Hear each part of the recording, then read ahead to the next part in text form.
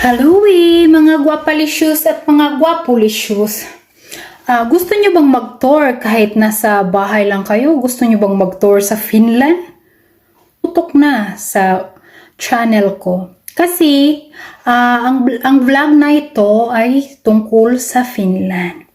At gusto ko iisa-isahin natin yung municipality ng Finland. Bali ng town, ng city, iisa-isahin natin yan. Bali, itutour ko kayo.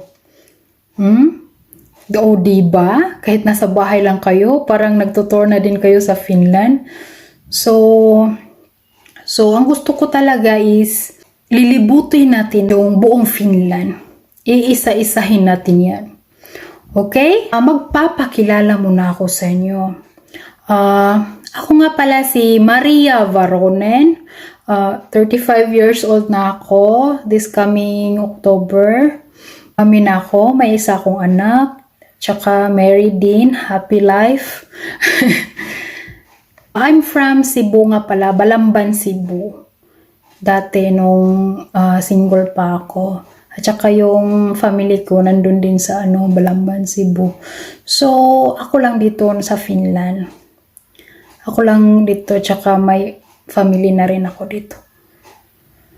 So, December, mag-8 years na ako dito sa Finland. So, kung bakit ako napadpad sa Finland, abangan nyo yan sa next vlog ko, okay?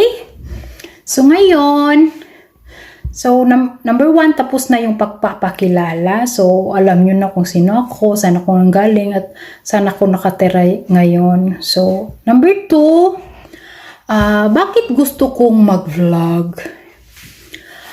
Kasi natatandaan ko kasi dati nung single pa ako, nung nagtatrabaho pa ako sa MEPS sa Lapu-Lapu City, Cebu. Hindi ewan ko kung bobo lang talaga or hindi familiar, kasi hindi familiar talaga sa akin yung Finland. Hindi ko alam kung saan yung Finland. Ang familiar lang sa akin is Norway, Sweden, Germany, ano pa ba? Belgium, sa France, sa Italy, sa Europe countries, yun familiar ko. So, hindi ko talaga alam kung saan yung Finland. Na kami ng partner ko ngayon, nung asawa ko ngayon, siya sa akin kung taga saan ako. Sabi ko naman, taga Philippines, sa Cebu. So nag-ask din ako sa kanya. Tanong ko rin sa kanya, where are you from? Sabi niya, Finland. Inisip ko, saan yung Finland? Tinanong ko ba siya, saan ba yung Finland? So yun yung So doon ko nalaman kung saan ang Finland. Kaya gusto ko rin, kasi baka ngayon madami nang nakakalam kung nasaan ang Finland, pero gusto kong itutour kayo kasi ang laki-laki ng Finland laki-laki ng Finland. Tapos hindi masyadong madaming tao. Yung country lang talaga nila malaki. Mas madami pang forest dito compare sa mga tao. Number 3, nasaan bang Finland? So ang Finland is nasa Europe siya, sa north. Bali, Sweden, then Finland. Bali, ang center ng Sweden at saka Norway, yun yung Finland. Bali, ang North Finland at saka north ng Sweden at north ng Norway, sobrang lapit lang. Pasensya na kayo kasi matigas yung Tagalog ko. Bisaya kasi ako dahil. So, magtatagalog na lang ako para maintindihan ng lahat. Kahit saan bang sulok kayo sa mundo. Kasi yun yung Tagalog is our, yung language talaga natin. Kahit iba't ibang pang-island, may language, pero lahat alam yung Tagalog. I-detalye ko muna kung ano ang Finland. Yung Finland is, sobrang malaki siya, malaki, sobrang laki niya na country. Tapos, madaming forest, sobrang dami ng forest. Nila yung nature, kaya ganun sila. Pinapahalagahan nila yung nature. Kaya, so, dito din, peaceful, napaka-peaceful ng Finland. Tsaka yung nila, yung police, palaging nagro-robing.